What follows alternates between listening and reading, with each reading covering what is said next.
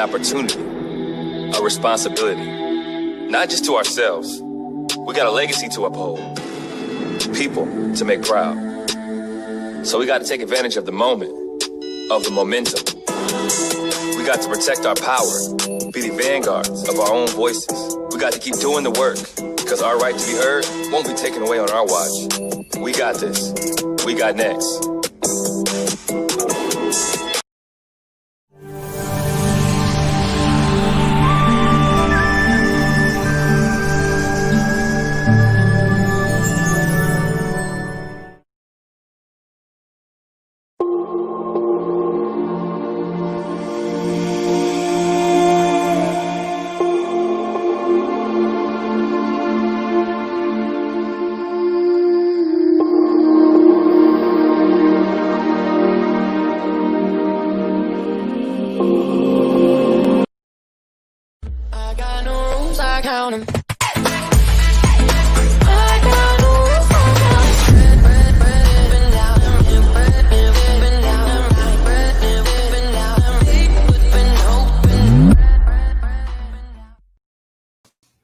Good evening, everyone, and welcome to another Live with Dr. Dawn. I'm your host, Dr. Dawn Camila Brown, serial entrepreneur and your expert in all things related to mental health. I'm double boarded in childless and adult psychiatry. I'm a sports psychiatrist for elite athletes and an internationally recognized ADHD expert. I'm also a two-time best-selling author, a keynote and corporate speaker, podcaster, and media influencer. You can find me at drdawnpsychmd.com, and I look forward to connecting with you. Tonight, I am giving you an exclusive into the launch date for my third company, you all, Mental Healthletics, a company that provides a confidential, accessible, and comprehensive mental wellness experience for collegiate, professional, retired, and Olympians. But listen, mark your calendars. Join me right here on the Live with Dr. platform for my company's launch on Sunday, October 25th at 6 p.m. Central Standard Time. That's right, Sunday, October 25th at 6 p.m. Central Standard Time. I'm excited, y'all, so excited, and I really would love for you to join me. And as I welcome back my faithful followers, as well as those who tuned in for the first time, let me know that you were in the virtual space tonight by typing your name, where you're from. Listen, let's go ahead and engage tonight. All right. And share this broadcast. Well, like and share this broadcast with your social media platforms. I would be very grateful because you tuned into yet another special broadcast. You all know, those who've been here for the months of September and October, I'm excited to highlight celebrity alumni from my alma mater, Xavier University of Louisiana, who've been change agents in our world of politics, civil rights, medicine, intimacy, serial entrepreneurship, and comedy. And tonight, my guest fits into multiple categories.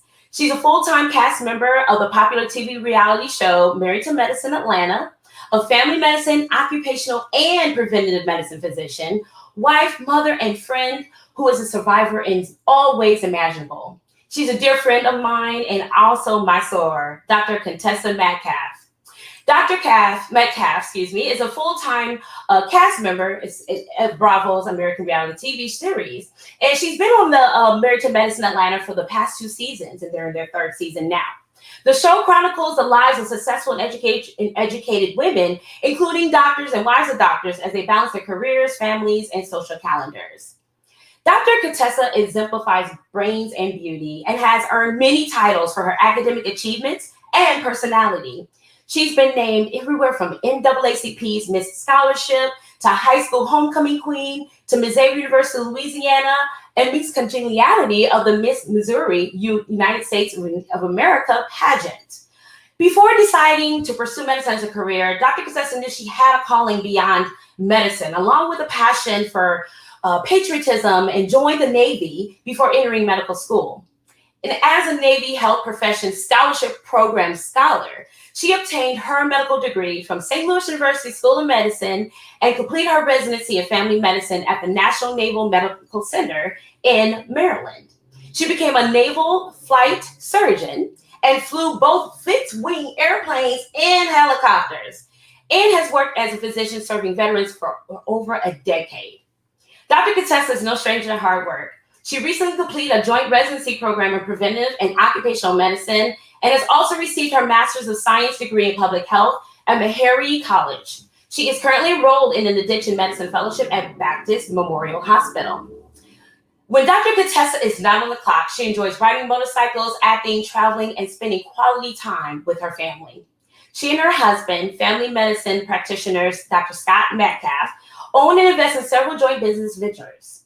They have 3 beautiful children, Lauren, Layla, and Landon, and she considers her family her greatest motivators, her heart and soul, and by far, her greatest accomplishment. Dr. Contessa lives by the motto, prevention is the key to healthy living. She plans to continue committing her life to serve and help people overcome the perils of substance abuse and addiction, one of America's greatest public health problems. Dr. Contessa is smart, she's beautiful, she's strong and unapologetic. She is living with intention and purpose, and she has prevailed against all odds and established a legacy for her children. Y'all, let's welcome our special guest to the Live with Dr. Dawn virtual space, the only way we know how, by pressing that love button for Dr. Contessa Metcalfe. Hey, Dr. Contessa.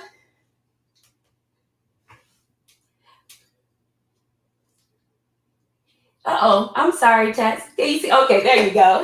Hey, how you doing? Hey, how are you, gorgeous? And you made me sound smart. I'm not as smart as you are, so whatever you just said 10 times, and then that's gone.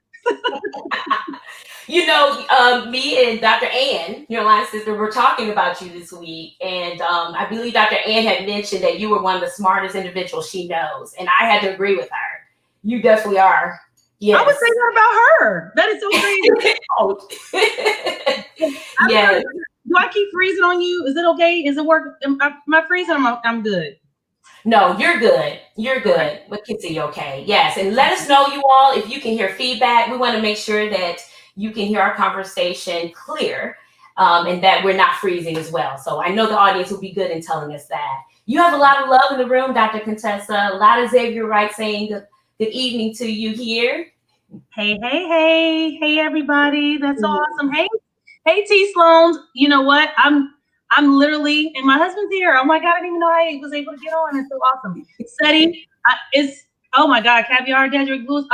I'm just so excited about, Angel. It's so crazy. Ashanti, all these people on here is like literally like being back at school. Like hey James. So, you know, Xavier is a very special place, right? We all feel like college is kind of important, but for us, and I can only speak for myself, I know unequivocally I would not be where I am today if it weren't for Xavier. Just real talk. Xavier was a very special environment in the sense of when you got there, it was kind of like you felt like it was created with you in mind. And it never was a moment during which I felt like I couldn't do all the things, no matter how ridiculously, amazing they seemed to be to other people. It was common at Xavier. Being on an honor roll was normal. Going to medical school was what was expected.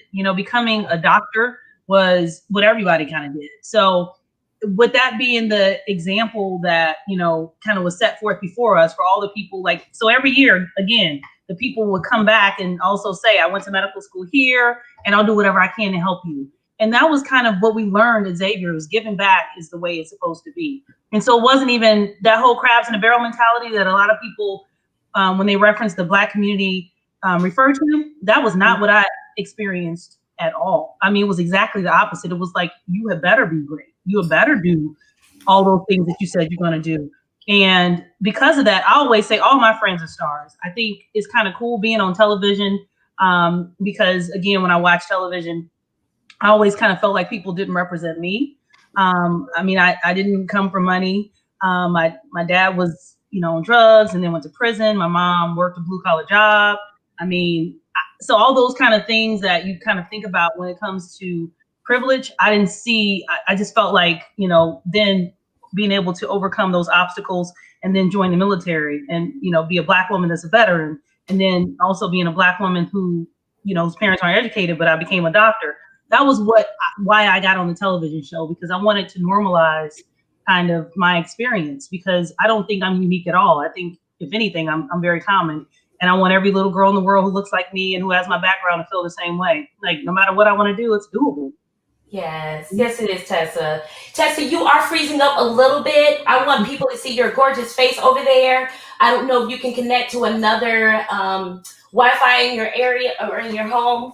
If you can try that for us, that would be great Okay. because, yeah, we can hear you perfectly. It's just it's freezing up a little bit. I just want to Okay. make sure. Yes. maybe I'll get on my phone. Maybe that will actually be a better, let me see. Let me try to get on my phone because, let me see. And then that way I don't have to worry about the freezing up. No problem. Okay. Hey, But everybody, listen, you all, everyone share this live with everyone. We see the 𝗍𝒻𝕬𝕠𝕗 love in the room this evening. Hey, Cedric, Caviar. I know Dr. Contessa gave some shout outs as well. How you all doing? We're praying for everyone that was affected by Hurricane Delta. We're praying for you all and your families. We're praying for everyone in the world who's been affected by COVID, who's been affected by systemic racism. I mean, there's so many things that are going on in the world, y'all. And, we're just loving on you at this moment. So everyone is in our hearts and our prayers at this time. okay, it's not that. It's just, I think it's the phone. Ask Daddy, can I have his computer? How about that? Okay. Sorry about that. It's okay. No problem. No problem at all. Okay. So maybe, let's see. And maybe this will work better. Yes, let's do that. Okay. Is that better? Yes, that's better. Wonderful. Sweet. Okay. Awesome. Tessa, turn it to the side for me if you don't mind. Okay. Perfect. Yes, there we go. That better? Yes, much better. I Yes. may have to, hopefully my husband who's watching is going to go and get the little stand thing, so that way it won't be a problem. I'm sorry, guys. Come on. Okay. It is okay. It is definitely okay. Listen, we're just happy that you're here and sharing the space with us. But Tessa, I like to start from the very beginning. Yes. When you were raised in Kansas City, Missouri. Yes. Kansas City. How was growing up for you, Tessa? I know you mentioned a little bit about your family background. So I'd like to give just the audience a little, expert for how things were for you growing up and overcoming hurdles and challenges and deciding on Xavier as your school of choice. Well, I always actually say I had a good childhood. I mean, it was complicated, but I felt like I was surrounded by love. I mean, my mom actually was sick a lot when I was growing up. My mom had breast cancer in her mid-20s. And so she did a lot of trying to keep our lives as normal as possible, though. Mm-hmm. And so even though, she was going through treatment for a while, when she recovered from cancer that first time, she pretty much was like, I'm going to adopt like a healthy living lifestyle. She was always into fruits and vegetables. And, she did her best to we went to church. We didn't just only go to church. We were involved in church. I mean, most of my best friends growing up came from church. I was in church not only on Sundays, but we went on Wednesdays, Friday nights. I was in choir, summer camp, vacation Bible school, you name it, I did it. And so that was such a normal part of my life. And so after that, when I got to the point to where I'm sorry. Hey, Scott, how you doing? Husband coming in with the clutch. Help us out. Thank you. Thanks, Scott. What's going on? Hey. I'm loving y'all conversation while I'm watching the NBA Finals. I know you are. Yeah. Bye. Bye. Thank you. Can you turn on the lights, Scott, please? All the lights in here, please. Thank you. So that was that. And then, and another part of it is, even though my dad actually, suffered from substance abuse, turn it all the way on. Thank you. One of the things that I would say is my dad is super smart. So smart that he was like one of those, what's 215 times 407? Could do it in his head, naturally brilliant guy. And he actually wanted to be a pharmacist. Mm-hmm. And so, and my grandmother actually was an educator and had a master's degree, and my grandfather owned a lawn business. And so, I was always surrounded by kind of that, education is your key to success. But, my dad also owned apartment buildings when he was younger. He used to promote concerts. He was like you said, a serial entrepreneur. Mm-hmm. And so even though he didn't have a degree and go to college, he did always believe in using the skills that you have to make money and to hustle. And hustle was in my heart and my spirit, and always has been, and it always will be. So that is what I got from my dad, that like, don't ask or wait for somebody to give you something. And if you need money, you get another job, figure out some way to make it, figure out some way to do it. Don't ever take no for an answer. And my mom was always, of course, education is the key to success. So it was kind of a great mix, because they had my sister when they were 15 and they had me when they were 19. So they were really, really young. Yeah. Wow. So I had young parents. And so I didn't know that was kind of like, the benefit of that was, they were energetic. We got to, we got to hang out, and we would go and do things. And even if it was like around the city, so we just always were kind of out and about. But again, we didn't have a whole lot of money. And there was moments where, dad would not come home for sometimes weeks on end. But we did have like a lot of love around us, and we, had a lot of family and stuff. So I can't say I had a bad childhood. It's not that at all. But I did feel like, when it was time to go to college, I really wanted to have that HBCU experience, So it never even occurred to me to go to anywhere but like, Xavier, Spelman, Howard, Hampton, those kind of FAMU. I mean, those are all the places that kind of in my heart were like the best schools in the country. So yes. Tessa, when you went to Xavier, what was one of the most memorable moments that you have, or a few? Wow. I mean, it was so many memorable moments. I would say the most memorable moment for me was the most significant moment when it, was me on like when I got to like honor roll. And because I remember when I got to college, I used to think everybody was smart, right? Yeah. Like I was smart in high school, but in college it was kind of like I'm normal. Everybody was like super duper smart. And so my first semester, I didn't make honor roll. And I remember they published that list. Yes, girl, that list, that infamous list.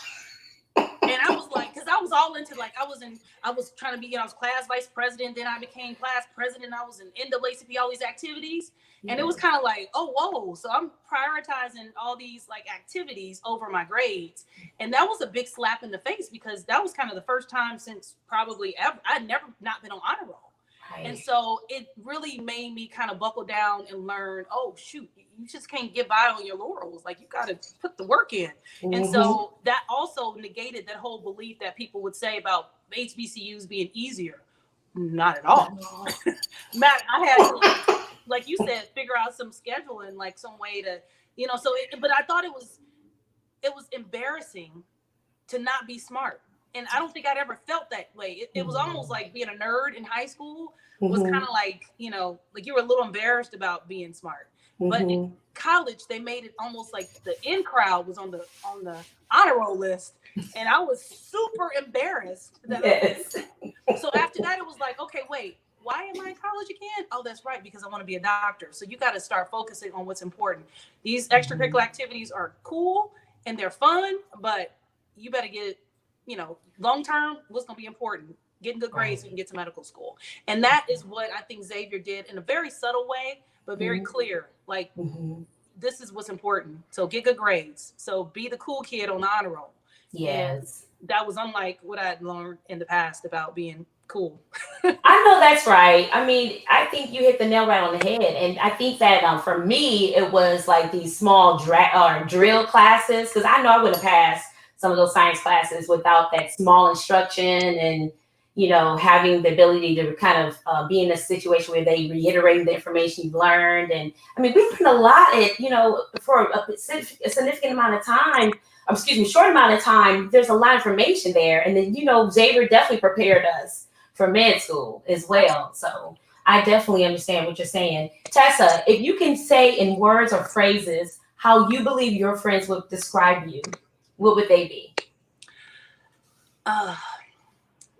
I would say energetic, optimistic, cheerleader, and positive. I would say from my friends, I'm the one who tells them no matter how absurd their kind of dream, I mean, short of something that's like probably not physiologically possible. I'm like, anything that you want to do, you can do anything, Yeah. you know? Yes. And that's just, I mean, the longer and older I get, the more and more I believe that unequivocally. Like, I used to really feel like you had to limit, you know, just because of so many different things pulling in your direction. You do have to prioritize things, but I don't really feel like you have to limit anything. So yeah, so I feel like no matter how much the chips are stacked against you, you can figure out some way to overcome it. And I think all my friends would agree that I'm that girl for them. Yeah, I would. I'm probably not the voice of. Sometimes I'm the voice of reason, but more likely I'm like the. Absolutely, you can fly, like girl. Right. Like, you just don't jump off that building, like no. I'm just like. Right. You've always been a big. Oh, go ahead. And I was gonna say, like James was talking about, he had to take speech twice, and I remember, and you know, and sometimes I had to learn a little bit, and I think one of my friends, Kim Johnson, she's on here, she's a neurologist, and you know Kimmy. Yeah. You know, she actually was one of the first ones who kind of gave me permission to be a little bit more like open about my failures and things that I went through, because one of the other kind of the memory that was pervasive in my head when you asked that question about going back to Xavier was my car got repossessed when I was in college. And it was, but because, you know, of course, again, my dad was supposed to be paying my car note.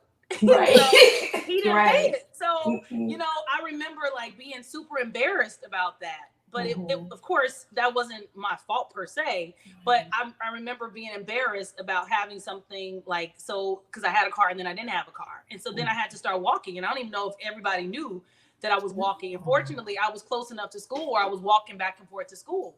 And I remember like feeling like it was a big failure for me because everybody at college seemed like they had parents with money and they had like, they were getting money like in their ATM, you know, they would use an ATM card. And I didn't have that. You know, when I came to college, I really was one of those people who had like $100 and that was it, you know, and I had to like save money or get scholarships and make it work.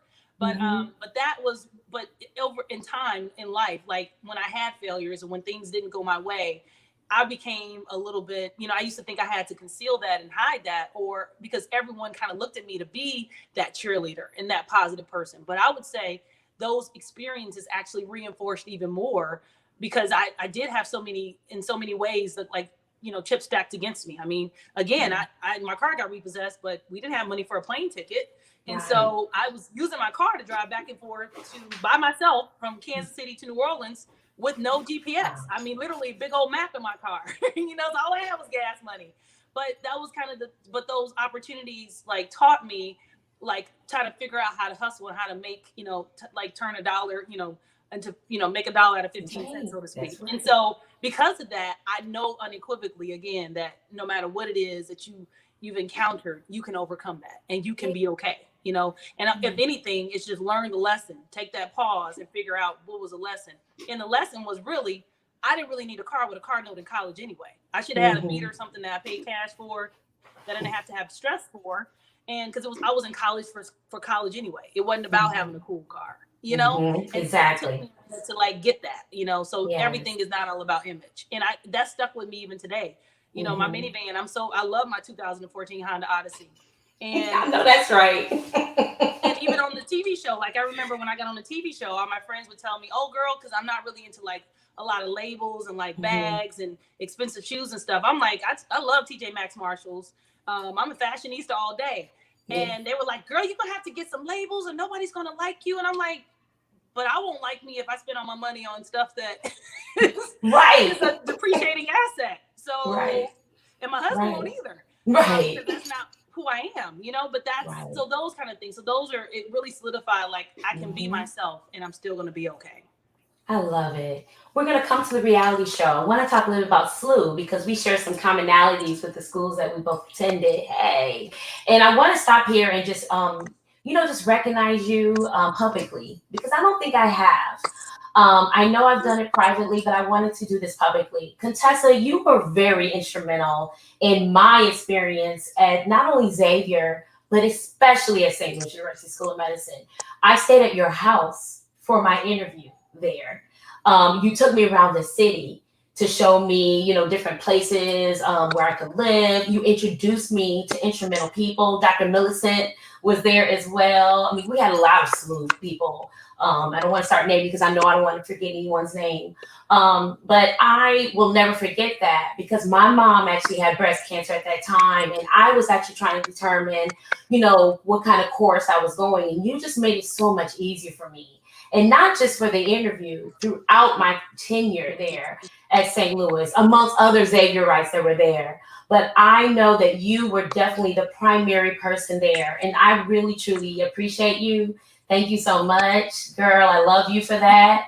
I know I wouldn't have made it through for that. So I appreciate that. So I want to publicly acknowledge that you were the one that was very instrumental in that. So thank you. Thank you. Thanks for saying that. I love you, girl. Yes, I love you too, honey. I love you too. So can you tell me why you chose St. Louis? I mean, I know, but I want everyone to know. Is there any reason why you chose SLU?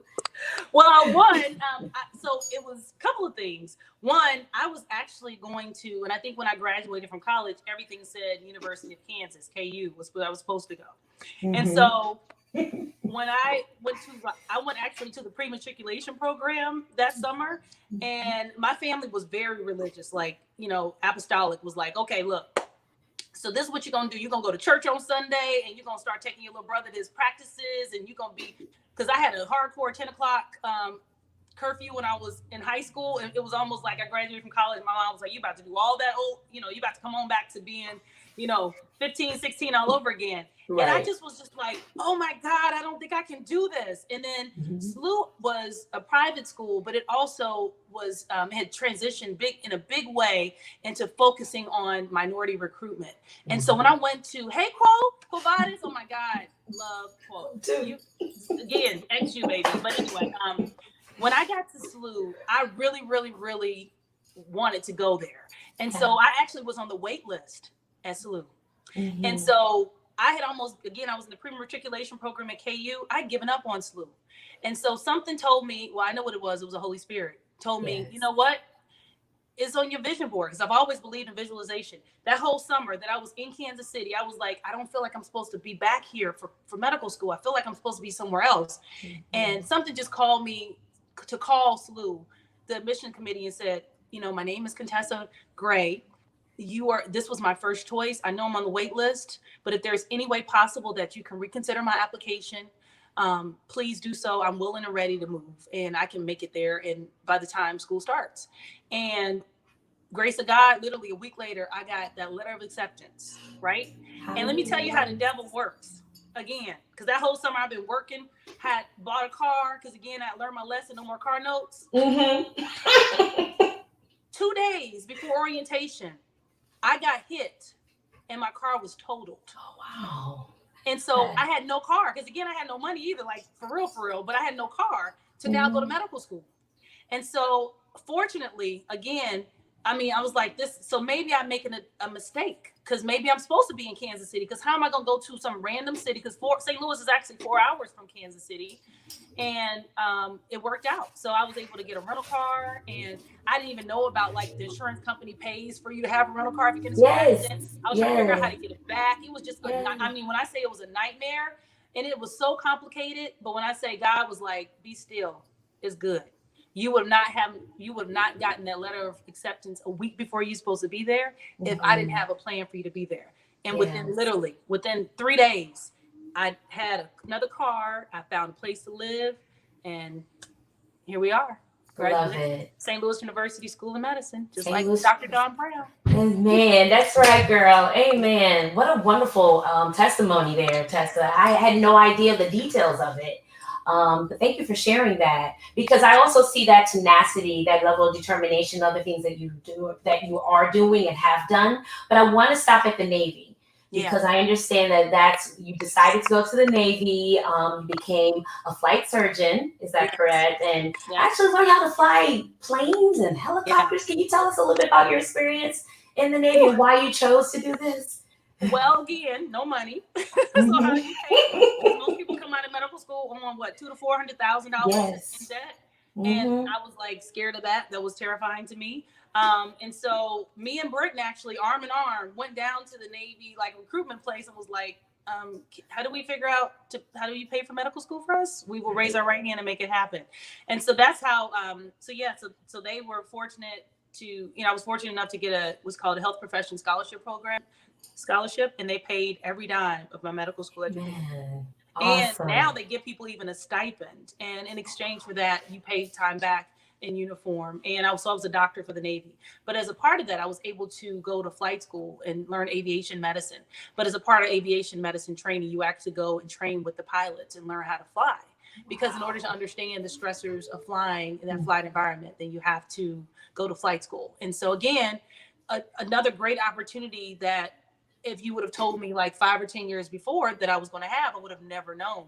And so it's just crazy how, again, like sometimes you just have to be still and listen to God, because you don't know how things are going to work out. Again, I just knew I wanted to go to college, didn't have the money to do it. But then Xavier came through with a scholarship for me. I didn't know, because I was thinking about going to Spelman. That was kind of what I was going to do. But Xavier, this flyer came in the mail. Xavier applied, got a scholarship.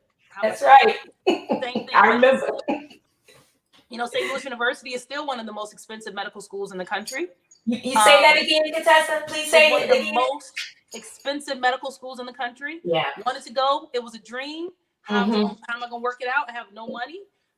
You know what? God got that. You join the Navy. They will pay for everything for you. And then, oh my God, by the way, while you're paying your time back, you get to travel all across the world. And I've literally been all over the world. And I got paid to do it. And I'm a patriot, so I get to take care of our nation's heroes. So it's just it was just such a wonderful opportunity. And at the time, it was doing Fallujah and OIF and OEF, so it was wartime. It was a little bit challenging to kind of think, man, when I raised my right hand, oh, that wasn't theoretical. I can actually die for my country. That was a little terrifying, I remember when I was in my internship, there was a doctor who had gotten hit by IED blast, and he was on the inpatient wards. He was a surgical resident. And he had been, deployed, and he was, again, he was in the hospital, and all of us would go by his room and like peek at him like he was, like a guinea pig or something. Cause we were like a doctor, so it was not theoretical. Like you could actually, get killed doing this. But there was also this element of like, man, I get to do this, and I love my country. Despite what's going on right now, I mean, our ancestors built this country, so why would we not have pride in what our ancestors built? We're not guests in this country. We came on a different, it's kind of like coming first class or coach. We came coach, but we came at the same time as everybody else did. So this is our country, just like anyone else's, So no one else has any right to be here more than we do. So I really love the fact that I'm a patriot. And this is what patriotism looks like. So, so it's so good to be able to say that, and when it was my time to get out the Navy, it was fine. I mean, I knew I had done more than a lot of people probably will ever do for their country. So, yes. Well, I want to piggyback on what Professor Green says. Thank you so much for your service, Contessa. We really appreciate that. And all your successes that you've accomplished as well. So Scott, so it's an interesting story because I don't think everyone knows that I knew Scott. Well, I know Scott's family, and what's a small world because Scott's family, part of his family is from Flint, Michigan. And so, that's where he was born. I think he was born at the same hospital, Scott Hurley Hospital, I think. I'm not sure. And so that was so interesting when you had told me about Scott and how you all met at a conference and how you were so excited about him. And I was like, what is his last, his last name? I was like, oh, wow, I know a Metcalfe. And you were telling me he was from Flint. I was like, what? They're related? So what a small world. What a small world. But I love the both of you. I think that both of you have really made a mark for yourselves. When you went to Atlanta, you're serial entrepreneurs, you're establishing a legacy for your children. I mean, you're just doing remarkably well. And I'm so proud to know you both. So yes, thank you. But Scott has a question for you, Tessa. What? He wants me to ask you about your vision board and what has come to fruition, even with TV or things related to TV and Married to Medicine. Yes. So let's speak it. Yes, let's talk about that. I'm big into visualization. And I remember when like The Secret came out, I was like, oh, so that's what it's called something. I used to do it when I was in medical school. I remember when I was having problems passing tests and stuff, because again, I had to learn how to study like a medical school student, you know? And so anatomy, like I got my first anatomy score back and I was like, oh, that is not the jam. This will not work. I will not be successful here if I continue to get numbers like that. Oh, that's not how it works. I think 60, below 60 everywhere is like a fail. Oh no, okay. Because I think I got like a 58 on my first anatomy test. And so I started to visualize and I started to write, so I would start just with buying poster boards like Dollar Tree or whatever. And I would say, whatever it was, I will pass, you know, started small like that. I will pass my next anatomy test. And then I got more specific. I will get an 85 on my next anatomy test. I will get a B in like very specific, you know? Yes. And then I would start saying stuff like, I will pass my boards. I will do this. Yes. And so I started to do a vision board, you know, and just kind of do it in all aspects of my life. But now it's actually elevated to now I have a vision book and I do it like every year. And it's like a little magazine I create. And it's every aspect of my life, from my relationship to what I want my kids, you know, how I want to kind of be present for my children, to how I want my career to be. We just actually, Scott and I just actually started a practice together, our own private practice. Congratulations. Thank you. And I remember, you know, I will have a medical practice within 10 minutes of my home. I know that's right. Well, I don't have to get on the highway. And so I can literally walk to my office. And it happened. I found a place to rent that literally is less than a 7-minute, 8-minute drive from my house. And then I said, because again, the issue is I have 3 little kids. I can't be far away from my kids if something happens. And I also said it would be nice if it's in my kid's school district. So then I don't even have to leave. The kids can just get off the bus and walk over to the office. No, that's right. It's right. They can do that now. And so everything I've actually put on my vision board. And even then, I even said, I used to say, you know, I need to stop saying I used to say, but I would say I want to be on like Good Morning America or something. Yeah. But how do you do that? Because everyone I know is a star, right? Everyone I know is smart. Everyone I know is, you know, successful. Everyone I know is eloquent and well-spoken. So how do you kind of become a broadcast journalist that's a doctor? And so you kind of got to get a little name recognition. Ain't that right, Dr. Don Brown? You know what I'm saying? You have to do these things. Because everybody we know is smart. So it's not like you can outsmart anyone else to be up there. Everyone got the MD behind their name. And so I needed to kind of essentially create an entertainment resume. And that's how Married to Medicine kind of came about. And then 2, I just wanted to do something a little bit more light and fun, you know, because life is so serious, and being a doctor, I mean, it's so much pressure on us to kind of be something that I've never have been and I never will be perfect. I make a lot of mistakes and I'm okay with that. And it's almost like sometimes I feel like the path is always rough for me. You know, it's never just easy, you know, but it's always much more enjoyable when I make it to the other side, you know, because I worked hard for it. And that's how kind of Married to Medicine came about. This is my 4th season on the show. Congratulations. I always tease I'm the boring one, but maybe I got my solid, look, I think I got my solid 10%, because 10% of us in the world really ain't we kind of boring. We kind of regular. Right? I'm cool. I'm not trying to be like the Reed Queen, and I'm not trying to be the fanciest chick on the screen, because I'm never going to be that, because this is just not important to me. You know, but I will have money in the bank. I will always be able to pay my bills. I will always, you know, live in a way that my mom is looking down from heaven, where she's like, "Girl, why did you?" But I'm still proud of you. So, so there's gonna be some element of I'm just gonna be normal. That's what I am. So that's so anyway. So that's how that Married to Medicine thing kind of, when that opportunity came about, I was so used to, when it came to some things like image stuff, saying no. And it was kind of like, that was on my vision board that year, was like, say yes to opportunities. And when it came my way, I was like, are you sure me? Like, you don't mean my friend over here? She's so fancy. Look at her, girl. Oh my God, look how she walks, and her hair is amazing. And she lives in, you know, and it was, I'm pretty boring, you know? No, you know, you're not boring. I'm not Scott's Sidechick. I'm just, you know, I am. Those are my kids by him. We actually wanted those kids, you know? Yeah, I mean, I he's not my secret like baby dad, and I really got a husband, somebody else. None of that stuff. I've not been to prison as of yet, so I don't know what y'all was looking for. And so I just kept on thinking it was like a mistake, but I'm like, thank you, I'll take it. You know, Yes, so we are 4 years later, and I'm still here. Awesome. Can you tell us about being a reality show? Yeah. What is real about it? What's not? Yeah. Can we talk a little bit about that? So I always say I don't have any new friends, and I tell you that all the time, and it's true. I don't have any new friends. However, the people on Married to Medicine are all my new friends. You should say that. You did. I was like, Tessa, because you know I'm the opposite. Like I love people, and I love to meet new people and all that. But I'm like, Tessa, you're so energetic. You attract people. Like your persona and everything, and your energy, everything about you. Like people want to be your friend. Like they want to get to know who Tessa is. And look what happens.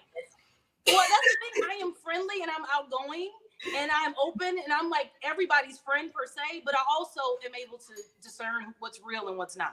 Yeah. And so that's what I'm trying to say. Like I didn't, you know, it was a couple of times. I remember one time in particular on the show, somebody really, really hurt my feelings because I felt like we made a true connection, and she was just like yelling at me, and you know, and I was kind of in a vulnerable state. I just had like a surgery, and I remember like she, you know, I was just really like taken aback because I was like, wait, you're my friend. And then I was like, wait, he's like, why would I think she was I only know this chick for like a year. Well, she's not my friend. I'm just getting to know her. You know, and so, and then I also, you know, so that made me kind of really reevaluate, okay, don't just because you've spent some time with someone, if you haven't, you know, kind of been through the desert with them, you ain't been through a storm, and you really haven't, when the thing, you know, had ups and downs, because it was kind of like my down. And when I was down, I felt like, oh shit, you kicked me. You're not my type of chick, because I don't do that to people. But we had never had that opportunity before. And so that's what I'm trying to say. So that it really was profound to me. And it kind of made me put my guard up and say, maybe everyone is not allowed to be, you know, received into my open spirit, because some people will take that vulnerability and use it against you. Right. You know? And I know that. I mean, I was in the military. I'm a very authentically like discerning person. I learned that. I've been all over the world and I know how to survive. However, it was just kind of like middle school all over again. I was like, wait, you kind of played me. Oh crap. Got it. But so that's the part that I would say is, you know, a little bit challenging, because I do think what you do see is that we are true friends, but the only thing that can be a challenge is that, you know, sometimes when the relationships ebbs and flows, people want to make it more than what it is, you know?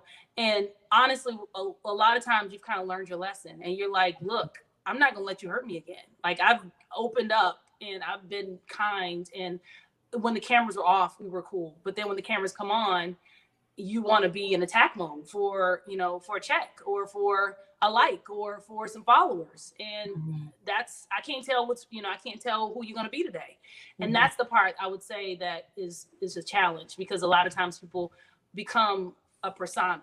And I would say, when I say I don't have any new friends, all my friends, come here, babe. Wait, be quiet, Lauren. No, ma'am. No, ma'am. You come here, come say hi since you over here. Come here. Since you, why do they talk on speaker? Hi, Miss Lauren. Right? How you doing? I know, but you put your earphones in. Nobody wants to hear all your conversations. This is my big girl. She is now in 6th grade, and she has braces. Crazy. Oh my gosh, no! This is wild. I cannot believe how big she is now. I know, huh? Hey, Lauren. But yeah, so that's kind of been the challenge of reality television. Like sometimes people, you kind of like, you do form true like relationships. And sometimes people though will, you know, because they're reading comments and kind of playing into what blogs and people are telling them to do, they will change and they kind of become these personas, and you're just like, you know, talk about themselves in 3rd and 4th person. And it's like, wait, what's happening? Who are you talking to? Like, it's just me and you right now. So that's hard. Do you think, Contessa, that the audience, the ratings, the writers, they control the narrative so that all of that can flow together? The ratings, the audience, keep watching. That's an out. I would love to say yes, but no. Okay. No. Okay. The money controls the narrative. I would Mhm. say people are sometimes behaving for the likes and Mhm. the attention, you know. Mhm. The producers and the production company, they don't tell us to do anything. They do not. They don't tell you to like do this to her and do this back to her and say this and say that. You know, it actually does become almost like a motivation at times, I think, of people just to stay relevant. And so that's why sometimes you're just like, what is happening with this person? You know, they're just trying to like almost keep up to what they think people want to see. And they, so when they doing like, you know, they trying to saying something about someone's background, or when they are bringing up like some deep dark skeleton, no one told them to do that. They did that because they wanted that shock value. They wanted the response from the viewers. And that's, you know, that dangerous stuff and that like all that mean stuff that people do sometimes. No one told them to do that. And so when they say own it, that's what people are saying. You got to own it. And even if something came, because things have come across kind of my desk, you know, some people have told me things and I'm just like, that ain't me. And no one is, again, when I say I don't have any new friends, all my friends who are watching, they're like, okay, that's her. When I lose my temper, I can get really, really vicious because I am a Gemini, you know, and I'm like grand open and grand close. And like, I love you. But then when I'm like, you're not on my team, then, you know, it's kind of like I can get vicious. And I hate that about myself. But when I say I'm sorry, I legitimately mean it. And I don't hold grudges. I really, really don't. But it's tough because, again, everyone's not that kind of way. And you got to also own your part in the sense of, you maybe were mad and you said something that was vicious. And even though that person said something to you first, you responded, right? And you've got to be held responsible for what you said and did. And so they maybe hurt you, but you also hurt them. You maybe got over it, but they may not get over it. And so you got to own your part in that. And that gets tough. And especially if you don't have a lot of, like we have what, 20 years. So we got a foundation. So if I do something that hurts you, you will go back and remember, like you said, St. Louis University, and you will say, okay, you know what, she had a bad day. But if people don't have that point of reference, then they're just like, okay, I'm done. Right. Does that make sense? It does. It does. And I wanted to make sure the audience has a good understanding of how this works, because I think that's important to recognize that that's not, you know, you actually dictate what you do on the show and determine that. I know that sometimes things can get taken out of context, sure, of course. Yeah, for sure. But or they get cut up.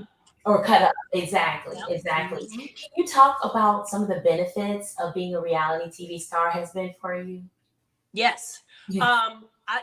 I mean, like, one big thing is I'm on here with you. Oh no, I'm serious. Like, you know, I remember, like, no joke. Like, I remember like a couple of times, like, you know, I am a nerd, and I'm, you know, I know maybe these people act like, you know, I'm so fancy and I'm so important, you know, but sometimes I'll be invited to something and I'm just like, oh my God, that's 𝕃𝕀𝕍𝔼 Rashad. Oh my God, that's Snoop. Like, he is right there, you know? And again, I'm like, oh my God, like, or something amazing that I would have never been invited to, or I would have been maybe able to go and pay money to go to it, but I would have been standing in line, you know? So those are the perks that, which is crazy to me, because again, I'm just like, I served my country and I could have died for it. I'm a doctor, you know, but I'm cool because I'm on a television show. Like, I feel like those things are way cooler, you know, taking care of people for a living and being altruistic, you know, is way cooler, but I get it. But that's the stuff that is kind of cool, like, or, you know, so these opportunities or experiences to go and see things and, you know, not have to pay for some of these experiences. So again, you know, as physicians, we make money, so we can afford to do things, but being able to go on somebody else's dime is nice. Or sometimes you can get paid to go. Yes, exactly. You actually revealed something very personal on the show. I know that you have a family history of cancer, with dad having prostate and mom passing of breast cancer. It's so interesting how some of our lives parallel one another at the same time. And I think that's what actually has just nurtured our friendship a little bit more as well, because you understood where I was at that time. But I want to talk about you and the decision that you made to open up to one of our favorite people, Dr. Pettiford, on the show. Shout out to Janine. We love you, honey. what was the decision that led you to that? And not just for the show, but just personally. Let's talk about how you felt about it. Because you know me, I'm always trying to check in and see how you're feeling. Can you talk a little bit about and share a little bit about that feeling and the decision that you made, or why you made that decision? Absolutely. And I'm glad you said something about Dr. Janine Pettiford, because she's been one of my best friends since we were like 14 years old. So again, every step of life, pretty much, you know, it's been great to be able to have a beautiful Black woman hold my hand to, you know, carry through to the other side. But my mom, again, had breast cancer when she was in her 20s. And so I started getting mammograms, you know, basically, I'm 44 now. So I've been getting mammograms for almost 20 years. And so I continuously had mammograms and MRIs and ultrasounds. And I had so many abnormal ones. I remember when I had an MRI one time, they were like, yeah, there's something behind your right nipple. And we'll just wait and just see what it, you know, let's get an ultrasound. Oh, it looks like it's okay. We'll just follow up in 6 months. And so I kept having those experiences every 6 months. And then I did a BRCA test. And so this was right before my mom died. And so I did a BRCA test and I had a mutation. BRCA1 and BRCA2 are known mutations that are high, make you super high risk for breast cancer. And it's super important for women who have had breast cancer to get BRCA tested, because that provides information about other mutations that are present. So if someone has had breast cancer and they have this mutation, and then this person has that mutation who's had breast cancer, then they can add that to the registry of mutations that can lead to breast cancer. But when a lot of people don't want to get that testing, then that actually can complicate things and leaves less information out there for people like me. So I had a BRCA mutation of undetermined significance. And I asked my mom to get the test, and the genetic doctor called her. I called her. I went to see her, and my mom said, in the name of Jesus, you healed. We're not going to worry about that. I said, Mom, agreed. In the name of Jesus, I'm not going to worry about this, but I would like a little bit more information because I am a scientist and I would like to know. And if you have the same mutation that I have, then that again helps me to determine if this is something that we should worry about. But she never would do it. And so, and then I kept having, again, these abnormal tests and then mammograms, and it was just kind of like all these unnecessary procedures. And I said, I'm over it. I was over 40. You know, to me, I always say the boob's job is to provide nutrients for the babies. I'm having no more babies. I've had my 3 babies. I've breastfed all of them for 2 years minimum.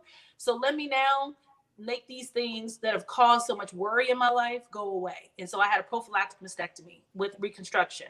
And some people tease me, it's like, you don't look like you had that done. It's like, I wasn't trying to get voluptuous breasts. I've never had voluptuous breasts. I just want to look like me. But I just wanted to take that worry off the plate. Right. And when I did that, when I had that surgery, when I say I literally never think about it, it was just kind of like this huge weight that came off of my shoulders when I literally was always thinking that it was going to happen to me, which again, stress can, to me, you again, like we visualize positive things, you can visualize negative things. Right. I could not get out of that cycle of fear. And so for me, it just was the right decision. I wouldn't recommend it for everyone because it's a major surgery, but I don't regret it for 1 second. And I'm so happy that I did it. But again, it's not recommended just because you have a family history of breast cancer to have a prophylactic mastectomy. That's not what I'm saying. But for me, it was a lot of other variables, and it made the best sense for me. And I wish I would have done it when I turned 40. Yes. That was very commendable for you to even share that publicly, because I know that this is often a conflicting topic to talk about for so many women. And because it's Breast Cancer Awareness Month, I appreciate you sharing it now. But I also appreciate that you sharing it during the show at a time that's so critical for especially Black women. Because we do have those praying moms, those praying grandmamas. My grandmother had breast cancer, my mom did too. And, you know, it's going to be okay and this and that and the other. But, you know, at some point, we definitely have to educate ourselves. And, you know, like you're saying, we want more information. And if the information is there and God's placing physicians in our lives to get that information and making sure that we can have options and choices, you know, we're all about preventative. And so I definitely agree. And I just want to reiterate that for anyone that's listening or seeing this, that is going through that, you know, that phase in that life in your life where you just don't know. Would you say, Contessa, talking to their physician, that's, you know, and see what their risk factors are, see what the benefits, is that something that you actually focused on and determining your decision? Yes, a couple of things. So number one, it used to be the kind of the rule about breast cancer screening was real clear cut. You turn 40, you get a mammogram, bam. Now it's a little bit more muddled. And so I think it's a lot more confusing for people. So number one, if you do have a family history of breast cancer, you should ask for genetic testing. It's very important. So that's number one. Number two, the new screening guidelines actually are as follows. It's recommended that when you turn 50, you get a screening mammogram. And then you get it every 2 years after that. Not 40 anymore, it's 50. However, a lot of doctors don't feel comfortable with that. And the reason that it went from 40 to 50 is because people like me were having a lot of, and I was in my 30s, but people like me were having a lot of anxiety because of all these screenings and then tests, and then it didn't yield anything, but it just didn't also make you feel more comfortable. And so the other flip side of me was they took all these people like me and said, how many people are we making crazy with that fear that maybe something's wrong and then nothing's wrong? And so they pushed and they said, how many people are actually diagnosed with breast cancer for all the tests we do between 40 and 50, right? But we all know people like my mom who died young, but she had first breast cancer when she was in her 20s. So there are always people who are exceptions to the rule. Gotcha. So what that means is another part of the screening guidelines is between 40 and 50, they say is patient preference. And so if you have enough information, or if you have enough concern, or you have enough risk factors, then you can actually, you're allowed to get a mammogram at 40 or anytime between 40 and 50. It's still recommended, not every year now, but every 2 years, but they call it patient's discretion. And again, they do that because they're saying that for all the tests that they do between 30 and 40 and 50, more people are actually found to have breast cancer after the age of 50. Right. So do with that information what you will. Some people don't like those guidelines. It's a little bit, again, it's a little bit less confused. It's more confusing than just saying when you turn 40, you get a mammogram. That's just your 40th birthday, every year on your birthday, get a mammogram. That was real clear. But now it's just not the case anymore. So, and every school does not agree with that. But preventive medicine, that's kind of, we go by the guidelines, and that's one of the kind of big guidelines. But it's that is, I will tell you, that's a challenge for me to tell people to wait till they're 50, especially with my family history. Exactly. And African American women as well, right? Because there's not enough research for us that helps determine those particular guidelines. I think that most of those guidelines were made with white women in research. But the other thing that I like what you said, Contessa, it's important that you have these discussions with your doctor to help determine that, and then also have a discussion with yourself. You know, if this is something that you have a family history, give you anxiety, stress. We know stress actually can exacerbate certain medical conditions as well in itself. Stress is real. It's so and Black women, unfortunately, have a higher risk of dying from breast cancer. Exactly. So you all, we know it's COVID season, but please do not disallow that to get you to the doctor. Listen, I cannot repeat this again. We know it's COVID, but you need to go ahead and get your mammogram. If it's your mammogram month, because I know a lot of people do that because it's Breast Cancer Awareness Month. They pair that with their mammogram. They pair that with the ultrasound, whatever you need to do. Go and make sure you do it, okay? Do not disallow COVID to prevent you from doing that. So we want to make sure you do that. And these offices are sanitized, they're safe, they're going to schedule appropriately, but make sure you get that mammogram. All right. Thanks, Contessa. I really appreciate you sharing that. Yes. Can you actually talk about how your family has evolved into you being a reality star, being a mom, being a physician, practice, you have businesses outside of that with you and Scott? Like, you wear multiple hats, Tess. How are you able to handle all of this? Well, let's start with the family. Like, I want to get an understanding, and then we'll definitely leave with you as a personal. When I say it's kind of funny, it's like, look around, like ain't nobody here except us. Ain't nothing changed, girl.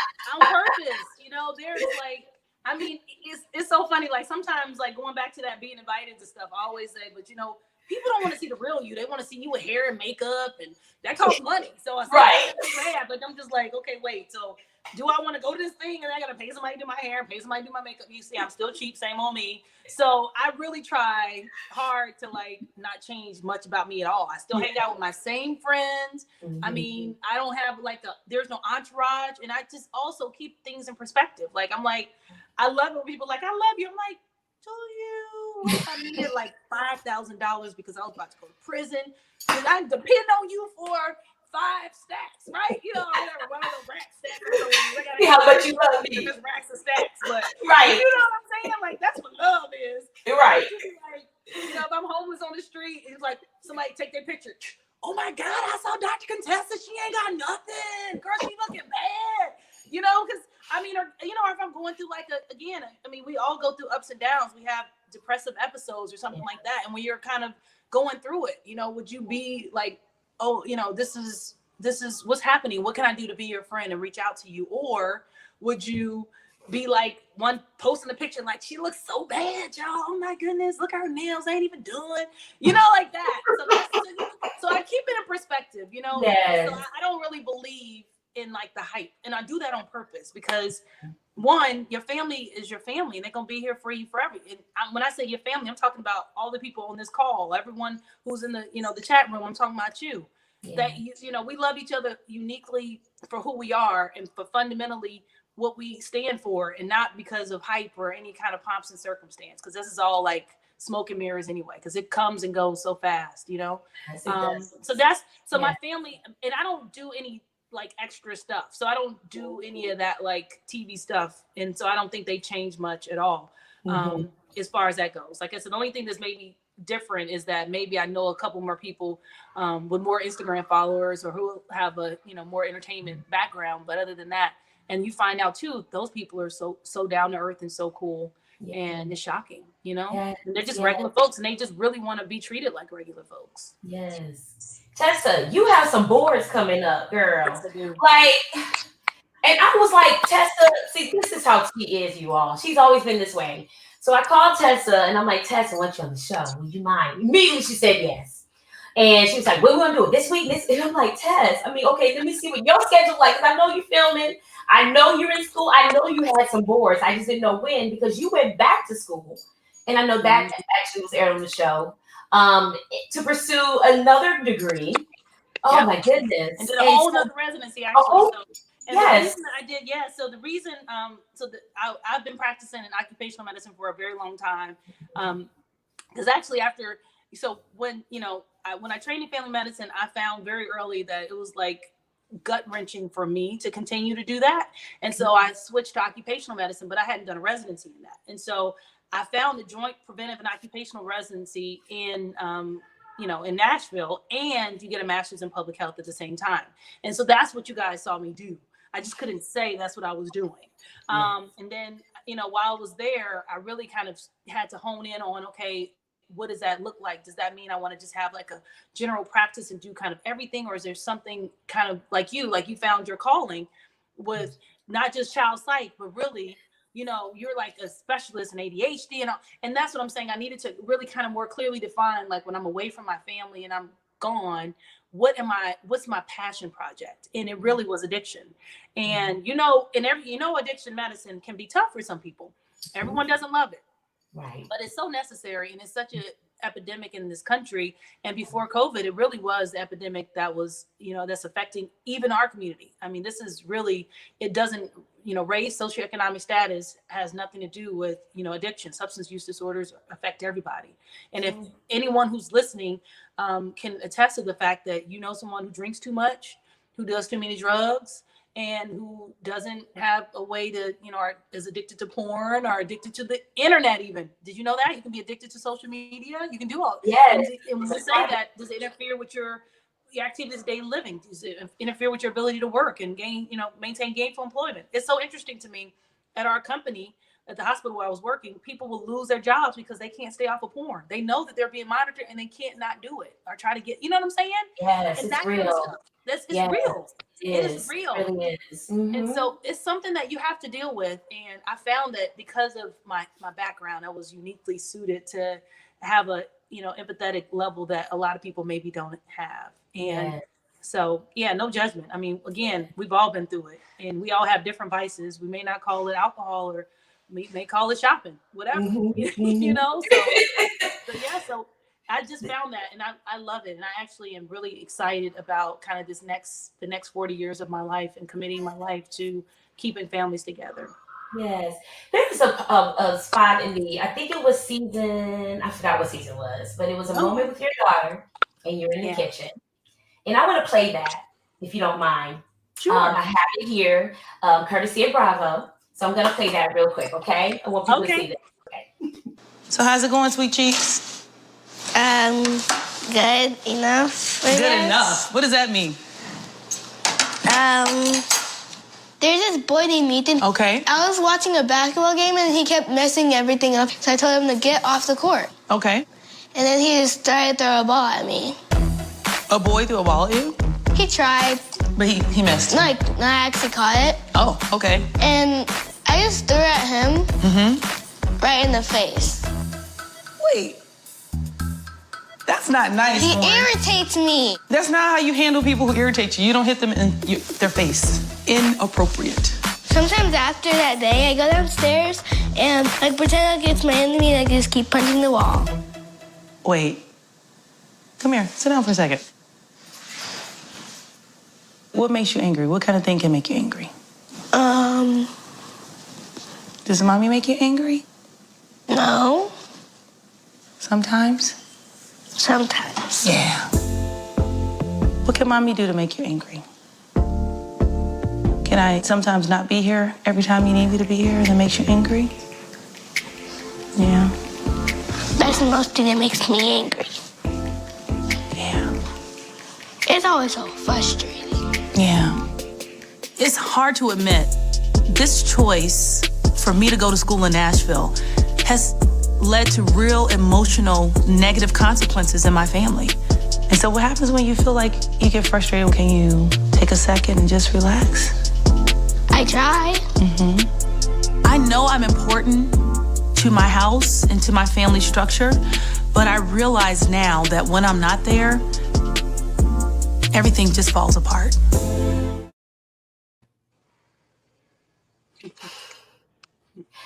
I cried when I saw that because I remember my mom and I had those moments and she knew exactly what I was thinking. You went straight to her and was like, is it mommy that, is it something that I've done when I'm not here? A lot of Black women particularly, or just women in general, it does really have a rich component to it. But, a lot of women struggle. They struggle with this ideal of being at home with your children, wanting to be there for them when they're going through school. And then all of a sudden, doing your dream, what you want to do. And I think that's when this was during the time you were actually in Tennessee and obtaining your going through your residency. I mean, how are you? I mean, you wear multiple hats, and I know it's about balance. But as a mom and a career-driven woman, a wife, like, how are you able to balance it all, Tess? I think it's hard to balance. I do know that I've had to learn how to, if I'm going to continue to be a career woman and want to desire things in my career and accomplishments, I'm going to have to be able to ask for help and receive it. Because I think the challenge also with that was it was kind of 100 and 0, right? And so we kept oscillating between like trying to do it all ourselves and thinking there was like a badge of honor to be shown for going grocery shopping yourself, even though there's Instacart and cooking everything, even though there's restaurants who are struggling and they're entrepreneurs. All of us know people who own restaurants, so are washing clothes and cleaning your own house. When people, again, we know people. My grandmother was a housekeeper growing up, so we forget that outsourcing is not just it's not a sign of weakness. It's actually understanding that we're a community. And so as a person who has a degree and I make enough money to be able to pay for some things, and another thing I can pay for is having a little bit of help, and so instead of like letting our kids, struggle through like when we're not available to them, hiring people to help to kind of be surrogates. And so a lot of people are lucky enough to have a lot of family around, aunties, uncles, cousins, grandparents. We don't have that. So when we fall short, the kids acutely feel it. And so, so I had to learn that. I had to learn it's about getting it done. And if you have to ask for some help to get it done, then that's not a sign of weakness. That's actually a sign of strength because it's checked off your list. And my kids were suffering. And, I had to really have a come to Jesus a little bit with Scott too, because we had a nanny We even had an au pair at one point, a long time ago when the kids were little, because Lauren and Landon are less than 2 years apart. So I had 2 babies under 2. And so we got gun shy because we had a bad experience with a nanny. And so trying to do it all ourselves when we're working professionals, it was just nuts. And I think that was another reason why I hated my old job, because I was trying to think I had to go do hair and go grocery shopping and cook, and then, basically get no sleep. And I was like, I'm not even fulfilled in my job that I'm doing. So I got to find something that's a passion project for me, because, I graduated from medical school in 2004. So just think about that. I've been, doing the same job. Everybody gets a point where they're like, is this what I'm supposed to be doing forever? And I had to think about that. And I knew that my old job was not that job, but I didn't have the strength or courage to leave it. But when I finally got that up, I probably should have lined some things up a lot better before I just went in. I love you, Tessa, because, there's so many things about that conversation that you had with your daughter that she was freely able to just discuss it with you. She didn't want to hurt your feelings, but you saw that when you know your daughter the best. And having those hard conversations, and you're able to be productive in that. And the reason why I showed that, because I feel that parents often ask, how can I be better? How can I get my kids to talk to me? How can I understand what they're feeling? And I think it's just simply start with having a conversation with your child. And that's what you did. You sat down to where she was, met her where she was, and you were like, wait a minute, I heard some things there. Let me check in and see. And you did that very well. And say, I'm sorry. I mean, it's fundamental stuff. Like, people think that kids are like dummies, or they're not perceptive, or they don't have feelings and thoughts. I have really learned, because again, like, you lose your temper, you pop off a little bit, and you'll snap at your kids, and it hurt their feelings. And if I do that, I am now really comfortable saying, I am sorry I hurt your feelings, right? Because they learn how to say, I'm sorry, when they hurt someone else's feelings. They learn from you. But, and then also it's acknowledging, I don't know everything. I don't know what I'm doing. I do not. Okay. I don't know when it comes to parenting. I've not done this before.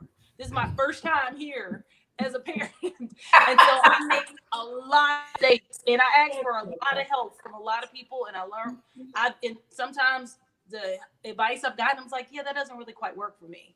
And so I've even learned to acknowledge, kind of, this is the way we do it. And then it's okay if you do it that way, but I like the way I do it too. But I don't want to create kids that feel like mom is a ticking time bomb, and I get to just take out my anger and emotions on them, because they receive that. And and you're the child psychiatrist, but I think that creates a level of anxiety in them that just doesn't go away because you want it to. You wonder why it is they are going to substances or friends or other people or sex or whatever too early, because they're looking for that camaraderie and that vulnerability that they don't get with their parents. So, I mean, I remember one time I said something to my mom, and I still think about this, and I love my mom, and she was a wonderful mom, but she popped me in my mouth. And I was like 17 or 18, and it was right before I went to college. And I remember thinking, that was because I still had the question. And she was saying, don't talk back to me. But I wasn't talking back. I really had a question. And I remember that feeling, because again, today I felt like that was wrong. What she did, she should not have hit me, because I wasn't an adult, but I wasn't trying to be disrespectful. I really was just curious, and I was asking a question about something. And so I say that to say, my mom had me when she had my sister when she was 15, and she had my sister, she had me when she was 19, and my sister when she was 15. She was a young mom, and she was just learning. I think about that because for that one time that I can think my mom maybe made a mistake, I think about 1,000,000 times today that I made a mistake with my kids. So I'm saying, so if that's the case, I can acknowledge that I turned out okay, and there were mistakes made with me. So my kids are going to be resilient enough to be able to withstand mistakes, but we also have to acknowledge our own weakness and know that we don't know everything, and be okay with saying, I made a mistake, even to our kids who live with us and who live off of us. And I'm sorry I did that. And if I hurt their feelings, or I said something that was left or really disrespectful, I have to say that, because they're going to remember when I didn't. Right. I love it, Tess. Thank you so much for that. Thank you. Tess, last question. Is there anything that you would tell your younger self? Or, Yes. yes. Image is all bullshit. Mm. Yes. Man, I wish. I mean, I'm telling you, like, if Yes. I remember, it's like so many missed opportunities I've had of people who have passed through my life and who I could have really asked some really sincere questions that could have made my life easier. But I was so afraid of seeming like I had it all together, or like I just couldn't like let that guard down, like that pride thing. And so I am now at this, like when I see someone doing something, I was like, how did you do that? Like, what is that thing? I have no trouble like now, like asking questions and saying what I don't know, and asking for help and giving kind of kudos, because sometimes it's just that easy, like to say, hey, you know what? I am so impressed by what you've done. And we don't do that because we're so competitive now. We want to Right. I got an MD, you got an MD, I got a big house, you got a big house. And so we all kind of put up this front of like, I got all the answers, but you got all the answers around you. We got a wonderful network. Yes, but we do. Right? And so Yes. there's been so many kind of mistakes that I made because I just didn't have the wherewithal to be able to say, how do you, like, you did that? And how did you do that? Because people will be disarmed by your honesty and they'll probably tell you, right? That's right. It'll probably save you time, money. Yes. And definitely all heartache that. and pain. Yes, exactly. That's how we help one another as well. Exactly. I wish Tessa, I would have done it. Yes. Is there anything coming up for you that you like to share with the audience? Yeah. So, I mean, of course, like so I said, we're opening up our own practice. We're doing like a line of vitamins. We want to do some books, and doing a children's book actually. And we're just, and I mean, it's just been like, again, God is so good. And I'm just, again, open to if you guys out there have some things that y'all think would be cool for me, because again, Good Morning America is on my vision board. So if y'all know somebody working Good Morning America, y'all need to give me a girl's number. Please help me out, okay? I know that's right. You were there though. Didn't you meet someone prominent at Good Morning America? Yes, I was. I wish I was with you that day. I did. Yes, I did. And you know why? Again, I was like, I wanted to demystify it. Like I was like, okay, wait. This is crazy. And I was like looking at them. It was while they were, so I went to Good Morning America. You're absolutely right. And I was sitting there and I was so impressed by the fact that they had note cards and then they had a teleprompter. So they seem so smart, but they also are researching. There are people who help them to say the right things and the answers. And so that just solidified even more that I'm like, oh shoot, well, they even get help. So yeah, I can do that. You can do that. So if somebody knows somebody, tell them your girl is interested. Definitely. We're going to pass that in. We're going to say that in the atmosphere. It's going to happen, Tess. Dream. One of the things that I want to just leave everyone with is that this beautiful woman here dreams big. She always has. She's a big dreamer. She's a lover. She loves her sister. She loves to help people in general. And that actually is a testament of everyone that was on here and is on here for you, just sharing their love and wanted to come and say hi to you, Tessa. You're just a wonderful person. It is a blessing to know you. Thank you so much for all the things you've done for me personally. And, they don't know everything, but thank you. You know everything, and so you too. I appreciate you, girl. Thanks. I really do. Like minds. I say it all the time. Like minds. I love it. Game recognized game, and I love you, girl. Thanks for having me. I'm so honored. Oh, thank you so much for coming on. And we're going to look for you. Married to Medicine. Do we have a date test so we can make sure we set our DVRs? Or okay. No, we don't know that. We never know until actually when the trailer comes out, we get to see it when everybody else does. So, but I'm excited about the fact that it's been really strange filming during COVID and trying to figure it all out. So yeah, but I know sometime end of the year, beginning of next year, we'll be back. So yes. And I think that's where they can find you at Dr. Contessa on Instagram, right? Is that correct, Tess? Okay, awesome. So you all go ahead and follow Dr. Contessa if you're not already, so we can definitely support her when what's this 7th season comes out? 8th season. My apologies. My 4th season, but they're 8th. Yeah. Yes, that's right. And inbox me, y'all, because if I don't follow y'all already, because again, y'all know I'm terrible on Instagram. I'm a video gamer. Like I do a little bit of my little tune blast, but I don't be on social media like that, y'all. I need to got my own life. But so I don't follow you back. I'm sorry. So just inbox, like send me a DM and be like, you don't follow me back, and I will, because people be into that, and I don't even mean to not follow somebody. So it's not like that. So I appreciate it. I appreciate all the support, guys, because we are family for always and ever. Yes, we are. Thank you, Contessa Metcalfe. We love you. We appreciate you. Please thank Scott and the family for allowing us to have this time with you on a family evening. Love you, honey. And I'm always here for you to support you whatever you're doing. So, and y'all pray for me to pass these boards, y'all, because the struggle is real. October 30th is the day, so we can go ahead and agree. And November 1st for the second one. Yeah, so it's 2 parts. October 30th, November 1st, we will be praying with you and for you, Contessa. Thank you. Love you guys. Love you, honey. You all take care. Thanks again. Thanks to everybody for joining. Make sure you share this with everyone. Have a good evening. Bye-bye.